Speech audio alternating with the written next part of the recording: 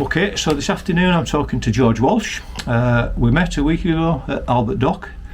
I spotted your Hasselblad, and as we talked you pulled out more heavy artillery in the form of a Ploughbull Machina. That's it, yeah. Is that how you say it? That's it, yeah, that's the one. Okay, so that's a big chunk of camera, but not as big a chunk as the one next to you now. Not quite. I told you about a book I'd produced called People and the Film Cameras, and I've actually brought a copy so that you can have a look at the hard copy today. It's a pity I hadn't met you when I was doing the book. That's about 3 years ago, because you would have most certainly been in it. And I was desperate to find somebody with a large format camera to include. That's a shame. That is a shame. It is a shame, and I just ran out of time because of lockdown restrictions. So that's it. Anyway, so we talked then, we talked now for maybe half an hour or so, and so away we go. That's it.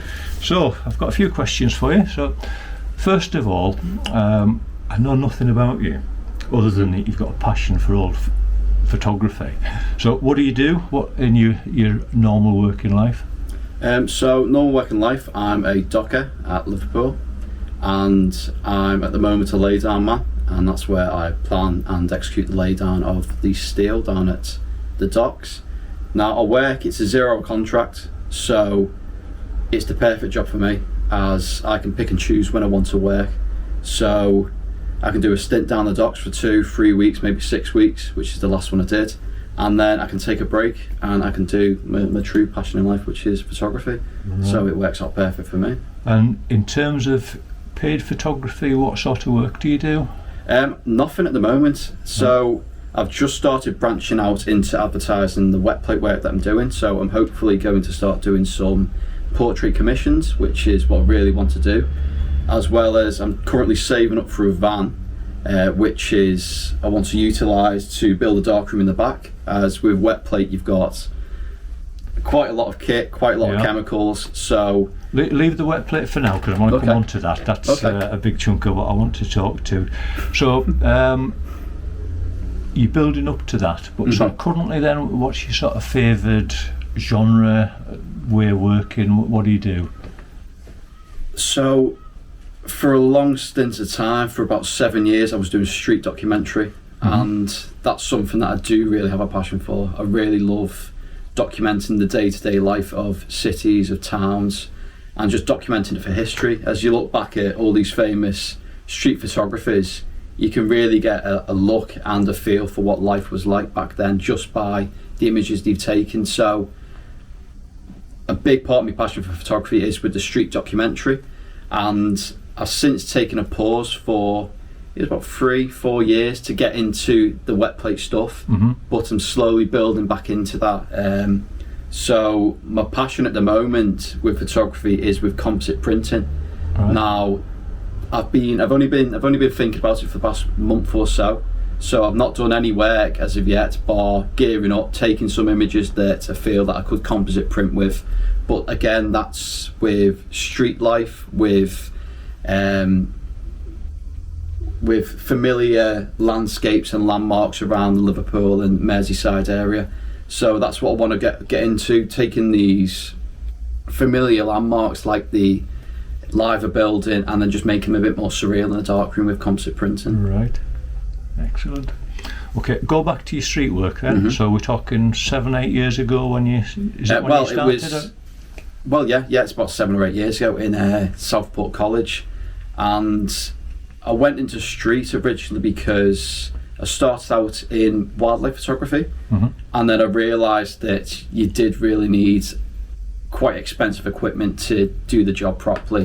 And at that point I was 14-15, and all I had was the basic kit, Canon 1100D with the bog standard kit lens 75-300, and it just couldn't really perform. It couldn't do what I wanted to do. Just a step too far with that equipment. No, it was.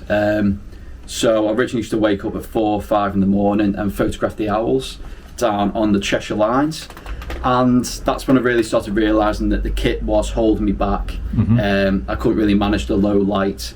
So when I went to Southport College, I met one of my tutors there who pushed me towards street, and I realised that it is a lot like wildlife. You are predicting an animal's movements. You are somewhat stalking this prey, and waiting for the right moment to capture the image.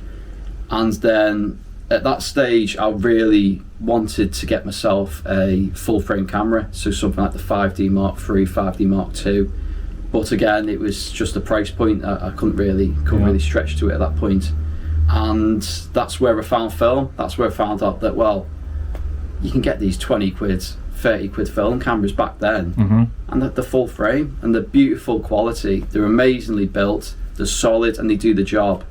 So I bought myself one of them and got myself my first film tutorial in Southport College, and I just fell in love. I fell in love with the hands-on techniques using the camera to developing your own film and then print in the darkroom.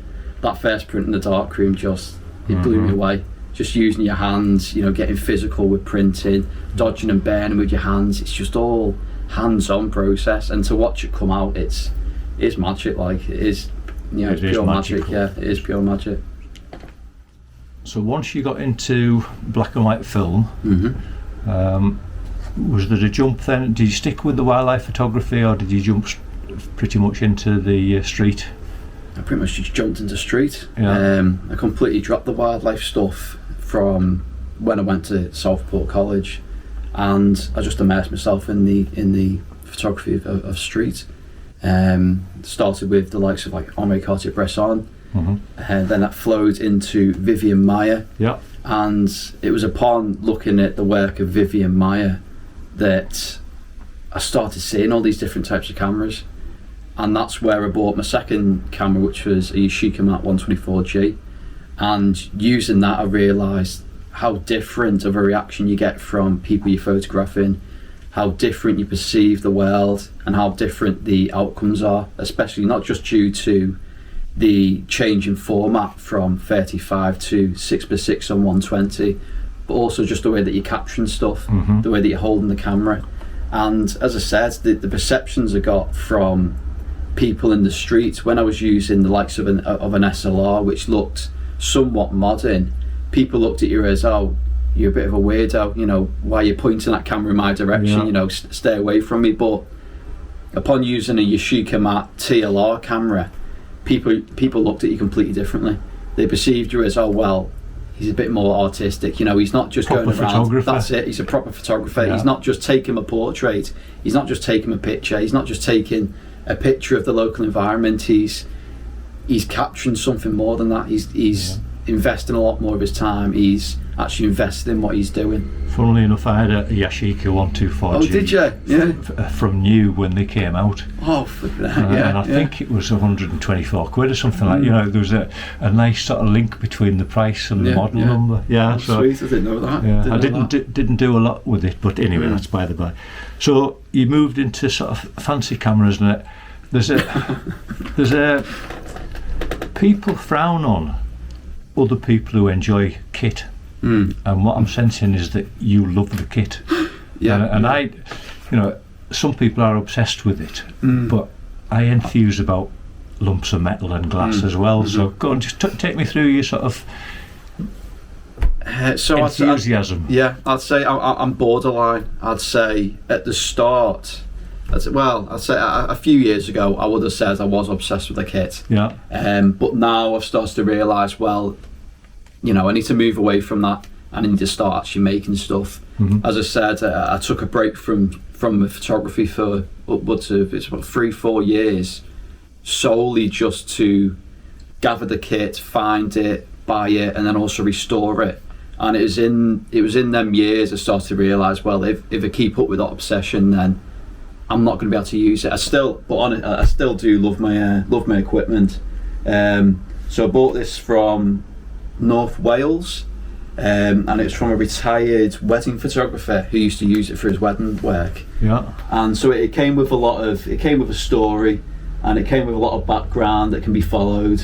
And then I started mixing and matching, pairing lenses with it, and I've since stumbled upon this, which is it's a Squire 3C. So it's a Ross London lens 3C. It's a Petzval, and the It's a 210 f2.7. It's quite a fast lens, and it just does the job. It's a brilliant bit of kit. It's not perfect. There's bits wrong with it. It's missing screws. The rack and pinion doesn't work all too well, but the glass is pristine and it takes beautiful imagery. So that's my main lens I've been using for the past 5-6 months while I've been training myself into wet plate collodions. And it looks like it's got a slot there for pound coins. That's it, yeah. That's the Waterhouse stops. So with these old lenses, some of them have the apertures in some of the later models, but then with the likes of this, with Waterhouse stops, if you want to change your aperture, you've just got a small disc, and it's just a small disc with a hole in it, basically. If you want to change your aperture, you just slide it in there and it stops the lens down. Right. Okay, so you said the camera came with the story, so now would be a good time to tell us the story. Well, the story was that the photographer that originally owned it, he bought it from a studio. Now, unfortunately, the studio name was lost, but I know that it would have been used from its point of birth. So it was made in around 1890s, and I feel due to the condition of it, it must have been bought then. So it's a Patrick Meagher whole plate with a Patrick Meagher base. Now the bases are quite sought after, and I've seen 3 of them as of yet. One of them has been separated from the camera, and the other is still with the camera in the Leeds Bradford Media Museum. So other than the Leeds Bradford Media Museum, that's the only one I can locate that is still appearing. So I feel that it must have been used in that studio from the point of manufacturing up until the point of this guy who purchased it for his wedding photography. Now, he actually had a Cook Knuckler on the camera, so that would have been purchased around the 1930s mark, and I bought it from his daughter and his son-in-law, and they both said that he had bought that lens himself. And so he's made his own lens boards. You can see by the quality of lens board that's mounted to the Cook. He's made his own lens boards. He's restored it himself. He's done all his own work. He's fitted his own bellows, as originally they wouldn't have been red, they would have been black. So he's put a lot of love into this camera, and you can tell he loved it. And apparently he used to lug this about to weddings. He used to take this to churches, and you think it's not light, so he must have really loved this camera and really loved the outcomes of what it can create to put the effort in to lug this about, because it's not a small feat. There's a lot of cameras that are out there that could do the job of this, but he clearly loved this one. He clearly wanted to use this for his weddings and events, and so that's what he did. Is there a lot of money in that camera, or is it the thing about because they're old and a headache that they just went into skips? There was a point where they did, and it breaks my heart when I think about it, as there must be so much equipment that was just lost by being thrown out by so some of the earlier collectors and users of these cameras saying about 30-40 years ago in the new wave, as it slowly died down, but now it's building back up again. So in this collapse, in this new wave where it started to get built up, a lot of people were collecting cameras solely from skips, solely from walking around, especially in New York, walking around and just pull out these works of art from skips, because they are a work of art. The engineering that goes into these cameras, it's incredible. Just taking these screws apart, the blacksmith, they're made one by one. It's not mass produced. It's a work of art, and the lenses as well. So the lenses are solid brass. The bodies of them. So during the likes of World War One, World War Two, a lot of these lenses were taken away. They're melted down for shell casings. So a lot were lost that way as well. Not to mention the bombings during World War Two. A lot of studios were bombed. So a lot of these cameras were lost for all manners of reasons. So there's a fair few out there. If you look, there's equipment out there that you can buy for for fairly cheap. It's still reasonably sort of purchasable. Yeah. I'd say it's still it is climbing though. Yeah. It's slowly getting more and more expensive. If you go back to 2012, you can see the prices have more than doubled now since 2012. So it's really, really growing, especially in the likes of China, in America. They love the tin type photography, as they're photographing the cowboys and Indians on the tin types. So it's really blowing up in America. And as I said, China as well. China's really loving its art at the moment, and a lot of people are loving photography and loving the equipment as well. And what sort of response did you get from people that you've bought equipment from as a young guy? Well, looking to do something. Some of them were made up. Some of them were absolutely amazed that I was getting into this kind of photography, as a lot of the people are a bit older, in the 50s, 60s, 70s. A lot of the people I know personally who speak regularly on a regular basis about the equipment, about photography, they are of the older generation, but then they love that there's young people that are involving themselves with these bits of kit, because they want to see them cherished, they want to see them used. They don't want to see them being passed to a museum and sit there. The tools, they're meant to be used, and they're meant to take these beautiful images. Yeah. So is there a bit of a community there? It's a sort of dark web for there is, yeah, for there wooden is. cameras? It's actually called the main group for wet plate Collodion is called the Wet Plate Bastards group on Facebook, and it's full of a fair few of us. We all love our equipment, but then it's mainly the process that's focused there. Yeah. But then the wood camera and brass community in the UK, it's slowly growing, and there's a fair few young people starting to get involved as well now. So I think a few years ago I was the youngest. Yeah. Now I'm sure there is someone younger than me that's taking enjoyment in these cameras. So there actually exists something called the wood camera the wood and brass camera community. I think there is, yeah, the wood and brass camera community of the UK, something like that on Facebook. I'm sure there is one. Well, that's delightful and sad in its own way at the same time. Excellent. Okay, so we're going to come on to the wet plate eventually, but have you used that camera or other cameras? Why don't you sort of pick that camera up and let me just have a little look at that one. So this is almost a pocket Instamatic by idea. Just lift it that maybe 6 inches higher so we can see the whole thing, and you'll disappear.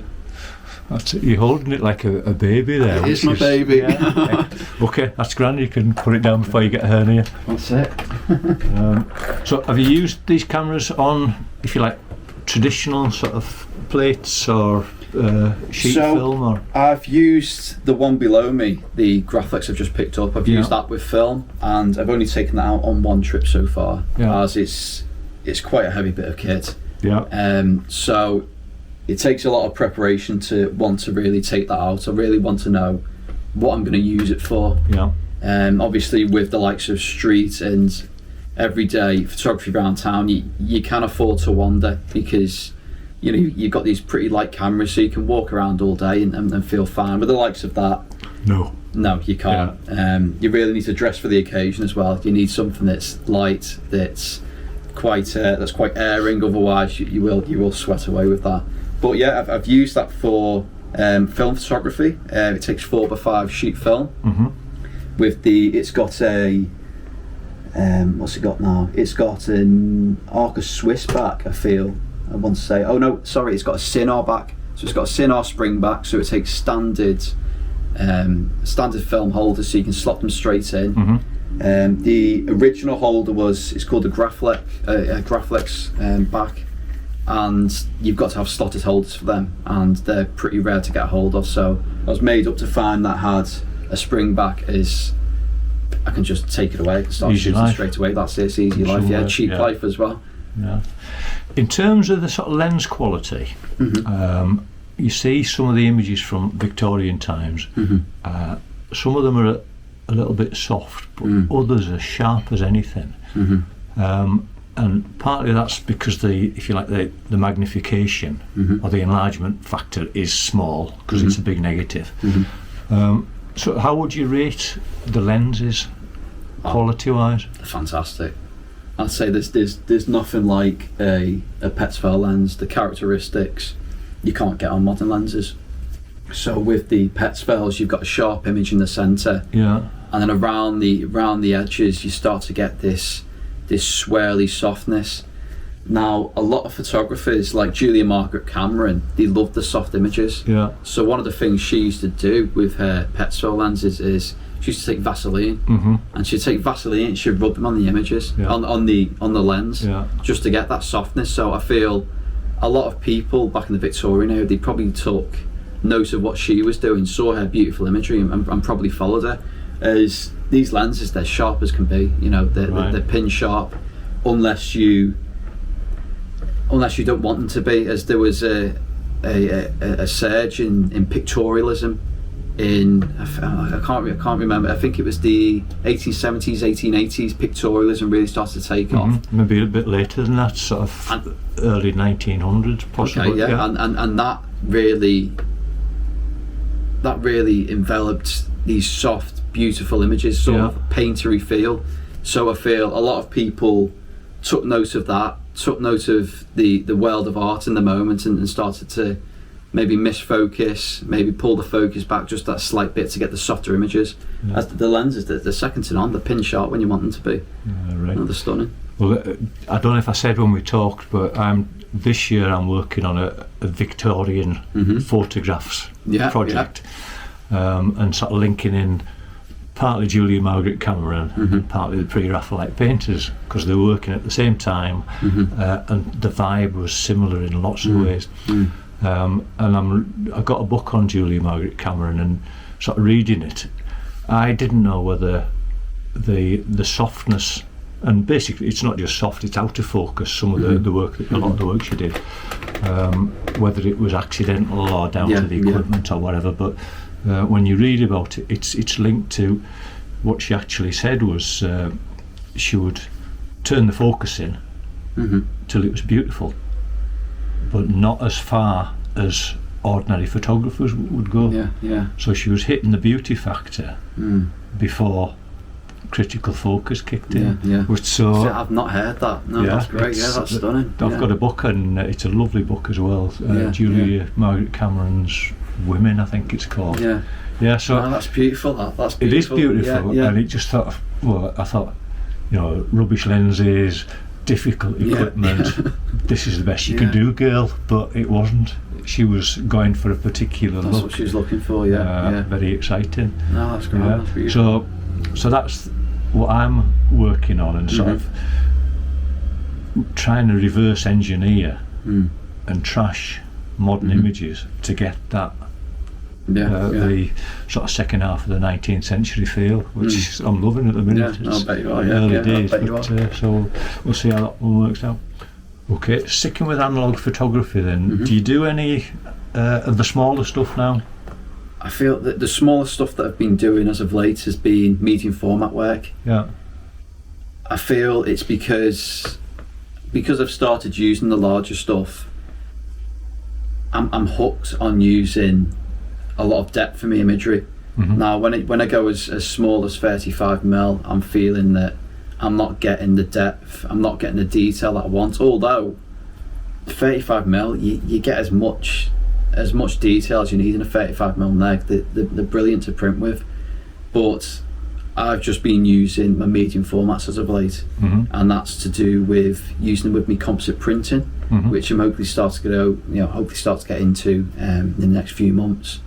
So I've been using the medium formats to take scenes of familiar buildings, familiar environments around mainly the coast of Merseyside, and then I feel I'll probably start reaching into using my 35mm cameras, using 35mm negs to then print on top of the medium format prints. So I want to get a familiar scene, a familiar environment that everyone in Merseyside can relate to and recognise, but then turn this into quite a surreal looking image. So one idea I had was taking the likes of the Liver building or the Anfield Stadium, and then putting that into the arms or the hands of an individual, and I feel that's probably going to be my grandma. So I'll probably take a portrait of my grandma with her hands clasped together, and then use that image of the Anfield Stadium or the likes of the Liver building to then rest in her arms like she's cradling it. So taking these familiar environments, but then making them somewhat surreal, somewhat more, I say, characterful, characteristic, stuff like that. When I use the term reverse engineering, you're doing analog Photoshop there. That's pretty much what you do. Yeah. I wouldn't say it's something that I'm all too great at. Yeah. I'd say it's going to take a lot of work. It's going to take a lot of developing. That's it. A lot of learning. A lot of learning. Right. And what is it about that is appealing?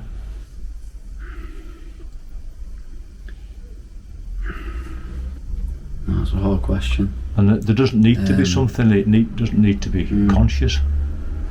I wouldn't say it is conscious. I'd say it's something that I'm drawn to. As when I was always doing my street photography, I was always making them look somewhat surreal, taking these images that people could relate to, could find some familiarity in, but then there's just something off. There's something that you can't quite put the fingers on, that where they're looking at it and saying, well, I can see that, but then it's being distorted by this. So I used to love reflections, used to love using reflections to layer images on top of images and the environment on top of other environments.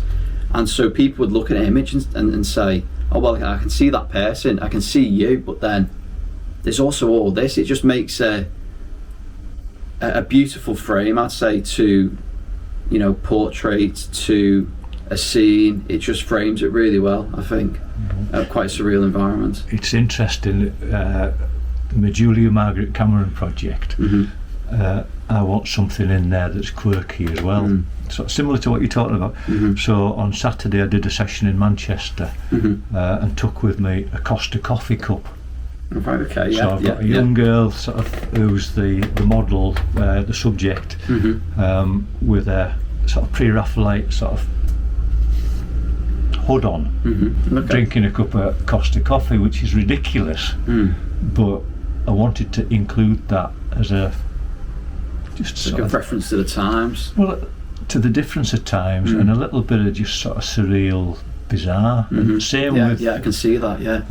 I've got ideas for, because I suppose I've looked at some of the images you've done, and some of them you really couldn't tell apart. You could really tell that it was an old looking image. So something like that I would say it would throw someone off and go, oh, but wait there. What's going on? What's going on there? Yeah. And the other one, quite often you'll get portraits of women, for example, looking at a fancy mirror.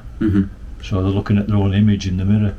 So one of the ideas is to do that with a mobile phone, which is just mad. Yeah. But it's just, when you used the term that I was drawn to it, and I think that's, sometimes you can't explain. Yeah, you can't really explain. Yeah, 100%. And I mean, why am I doing Victorian?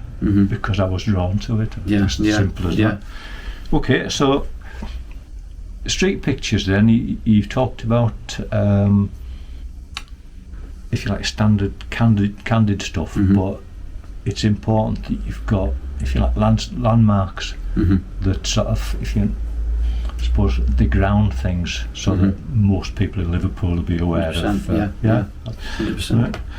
Right. And have you done loads of sort of candid street stuff over the years? I have, yeah. For the 7 years I was doing it, it was all candid. Yeah. Now, when I was doing it, I liked a positive response. So, obviously, when someone's taking your picture, strangers came up to you and takes your picture, it completely depends on, a lot of factors to how you react to it, how you're feeling on that day, what's happening in your life, and also what you feel about that as an individual, whether you want your photograph taken or not. So I mainly wanted to stick with people who wouldn't mind getting the photographs taken. So the final project I did, I was using quite a cumbersome camera that takes quite a while to set up. I was using a Graflex Century Crown, And with that camera, a Graflex Century Graphic, and with that camera, it's a press camera, and it takes 6x9 images on 120 film.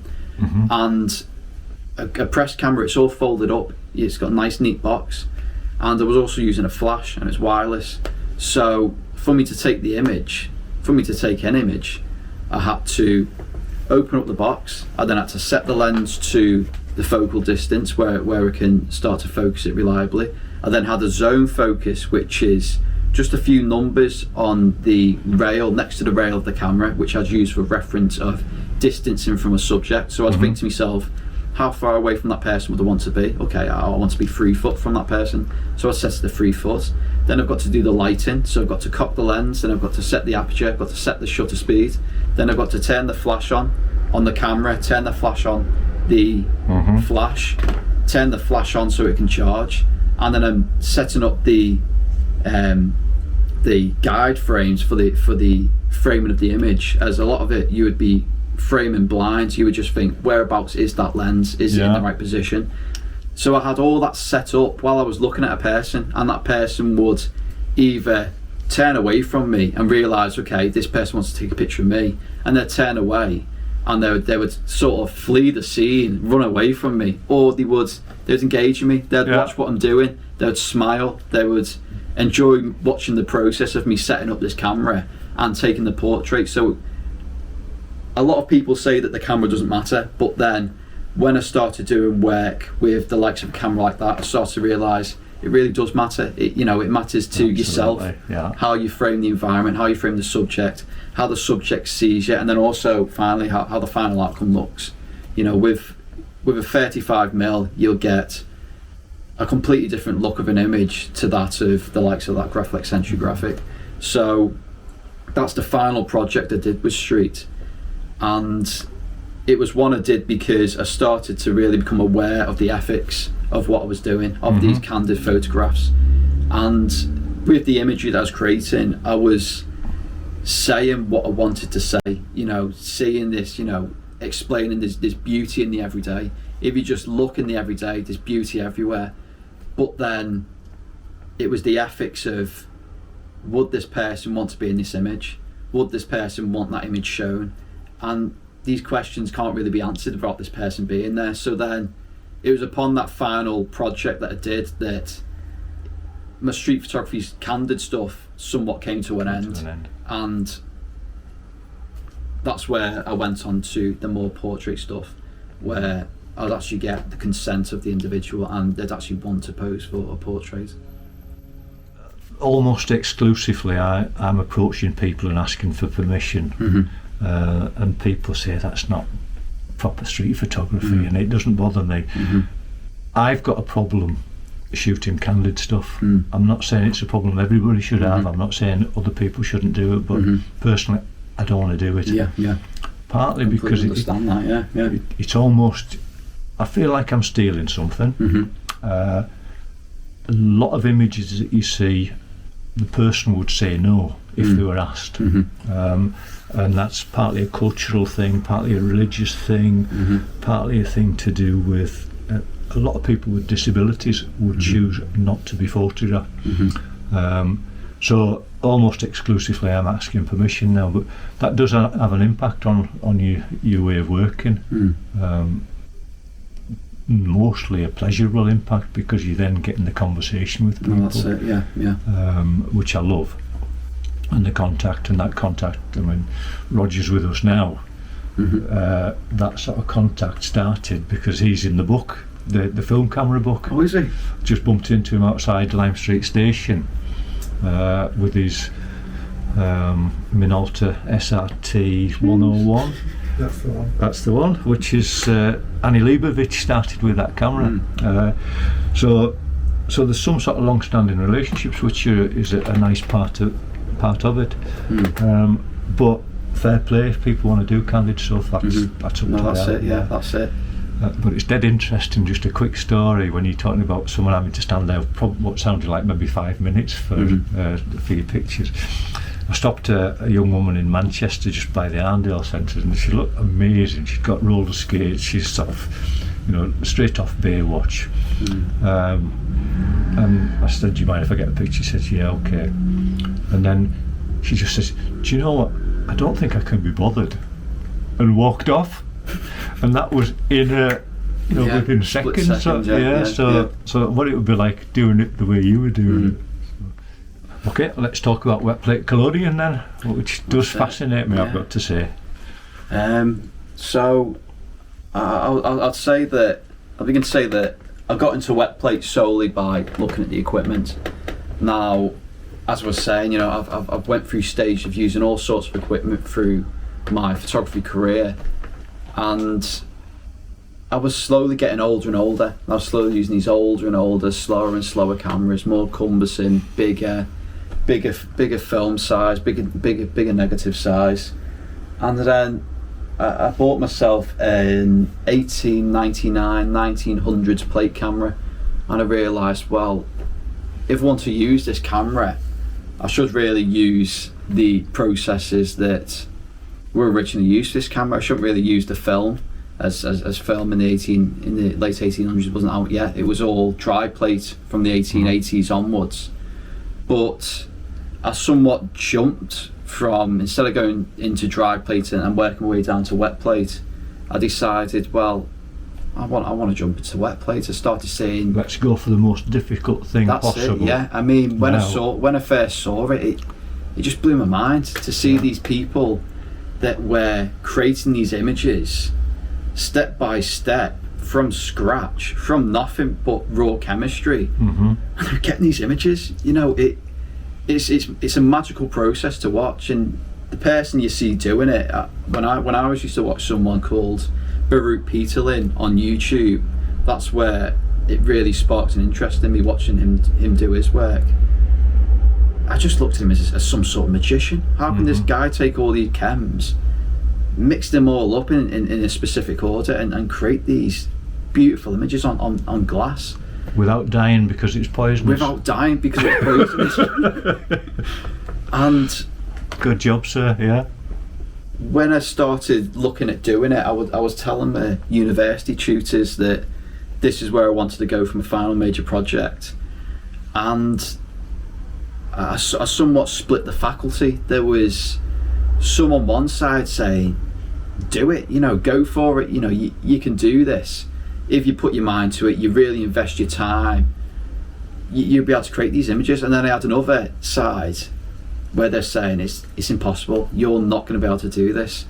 And that's when I decided I've got to do it. I've got to prove to these people that I can do this. I can create these images. As you said, it is one of the hardest photographic processes out there, and I wanted to prove to everyone that I've got the dedication and the drive to actually go ahead and do this.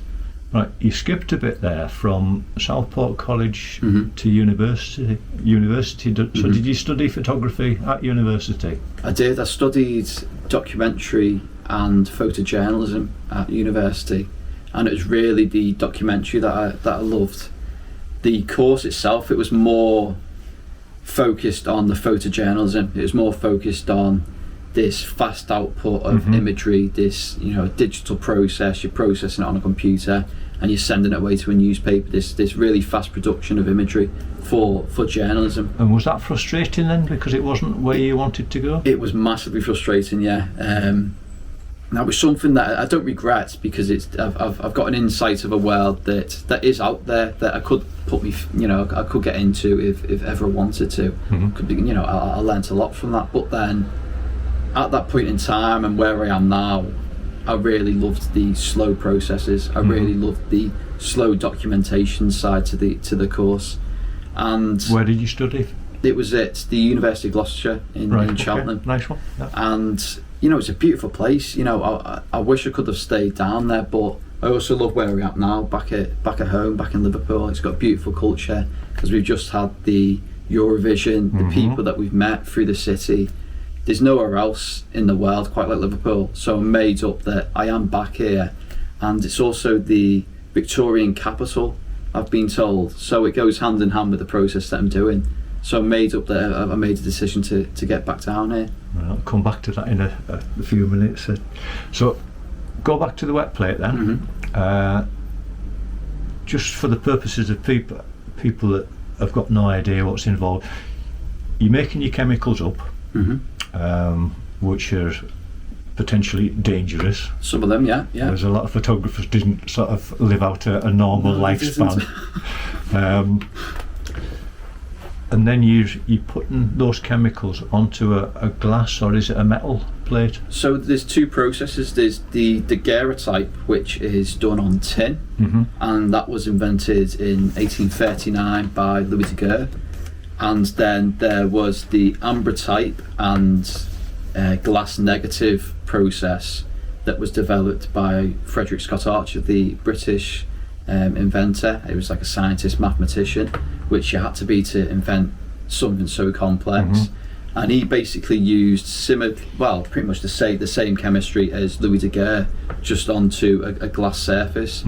But for me, it's the glass side of things that I really enjoy, not the tin. So there was the two. The tin's the earlier one, invented by the French guy, and then the ambrotype on the glass was invented by the British a bit later. It was in 1849 where he sort of came through doing it, and it was 1851 that he published his process and patented it. But then, I prefer the glass. I just love the depth of the imagery. I also love the possibility you can pick and choose what you want to make. You can make a positive image, which you can take and you can put that on a black background and it's ready to go. Or you can take a negative image. It just means a bit more exposure, a bit longer development using exactly the same chemistry, and you can take that neg and you can print from it then. It's been quoted as the first modern photographic method, as it was the first one you could actually take and you could duplicate, you could make as many images, prints from it as you wanted. So it's the glass that I'm sticking with as of yet, although the tin is a bit easier because you can just peel and go, whereas the glass, it takes a lot of prep to get up to it. Right. Before we start looking at some of the work that you've done, the thing that puzzles me about wet plate is the plate's got to be wet when you take the photograph.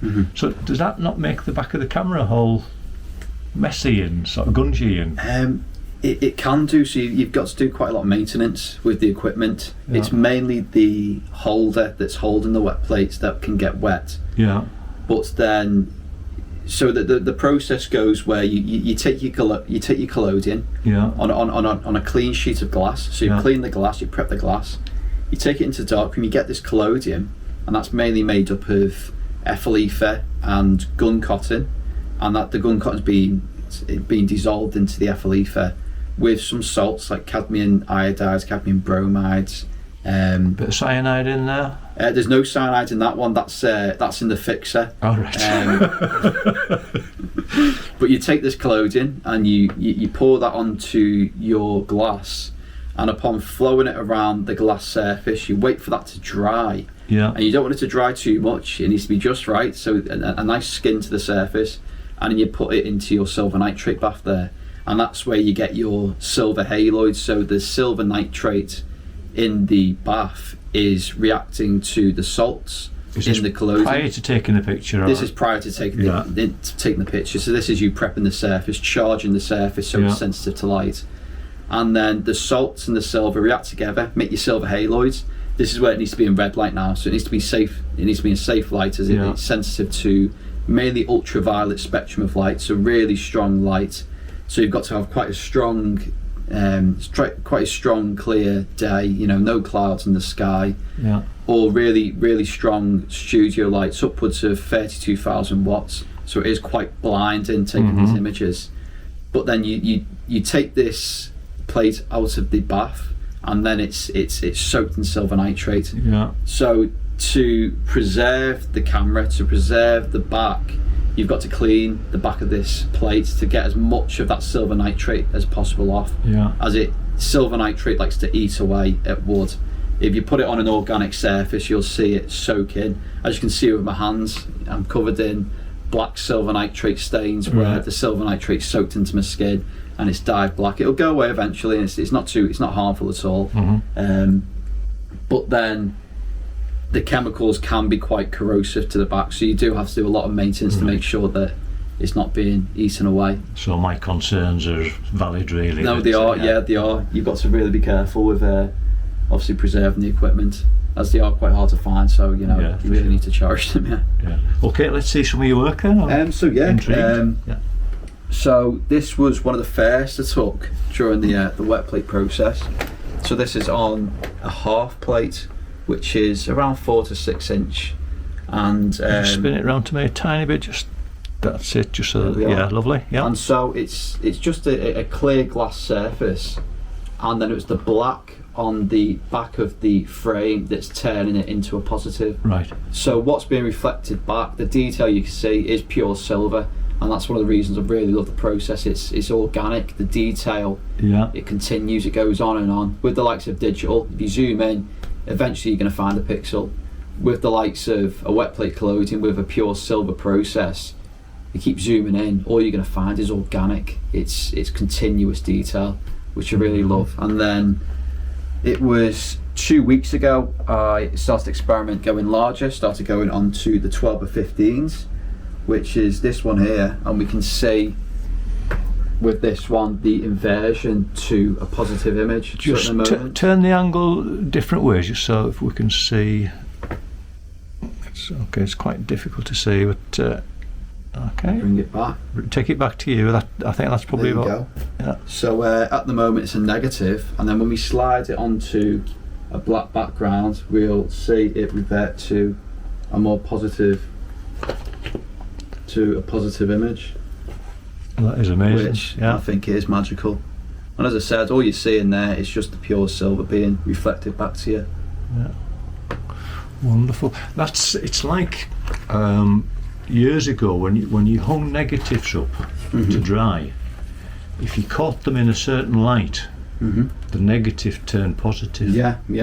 And I don't know what was going on there, likewise, but it was a phenomenon, really, and it's very striking. Okay, well, that's the process. That is the process. Yeah. And from the taking of the image, it's a standard. Develop it, you wash it, you fix it, and then you wash it again. It's just like film, just like printing in the darkroom. And it lasts for hundreds of years. Yeah. It's one of the only archivable processes out there, which is another reason I got into it, just because I love the archivability of it. I love the fact that these images that I've taken, if they last, if they're treated carefully, if they're displayed correctly, then they can last 170 plus years. Maybe upwards of 200. We'll see. And climbing. Well, we won't. I won't. Well, but someone might. Yeah, absolutely.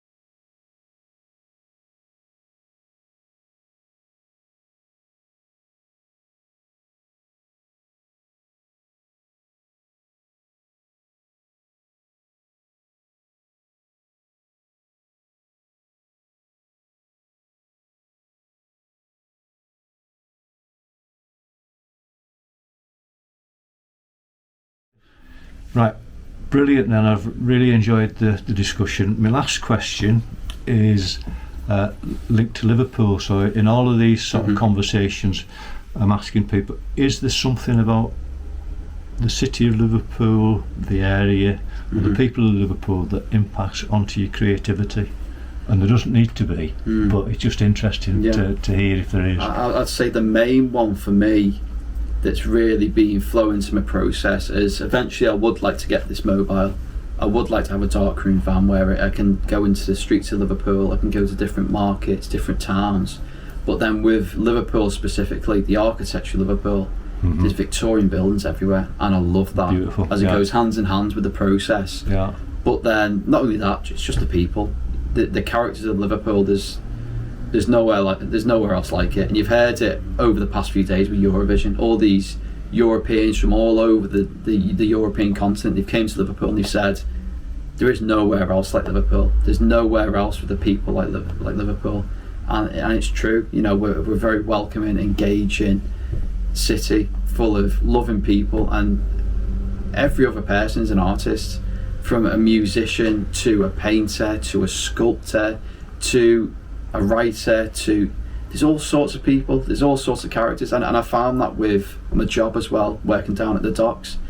When I originally applied for the position, and I originally got the position, when I went to the docks, I was expecting all these big burly, I'm a docker, but old ass characters. That's it. There is them characters there, but then there's artists all over the place. Yeah. The amount of artists I've spoke to down there, from game designers, web designers, sculptors, writers, poets, musicians. There's endless musicians in Liverpool, and that's one of the things I love. When I'm eventually going to start going on to doing portrait commissions, I know a big bulk of the people I'll probably be photographing will be musicians, and so I think that goes hand in hand with the process, a really creative hands-on process with another creative hands-on craft as well. That list you gave there is a list that I've repeated many times, because I'm looking for a certain arty type in my street portraits. Yeah. And obviously I find them, and it comes as no surprise that lots of them are artists. You said musicians and sculptors and photographers and writers and whatever, but even the ones that to me look like characters rather than artists, it turns out that they are artists. So I think you're right, that the place is full of artists and creatives, and really the whole backdrop to these conversations is exactly that people I've photographed always turn out to be creatives, and I just wanted to dig in that bit deeper. So it's been fascinating, brilliant to talk to you. Cheers. Yeah, I've loved the techie side. The camera does matter to me. You can get brilliant results with all sorts of cameras, but when I did my camera book, there were people that, why are you using this camera? There was one woman, she said it was a Pentax. She says it was my dad's, and he took it to the Antarctic. And to say that a camera doesn't matter when people are using a Pentax because their dad used it or the dad gave it to them. Yeah, so it's a lost cause, it's a lost argument for me. The camera does matter. Yeah. So perfect, brilliant. Well, thanks so much for interviewing me. Really enjoyed it. Thanks so much.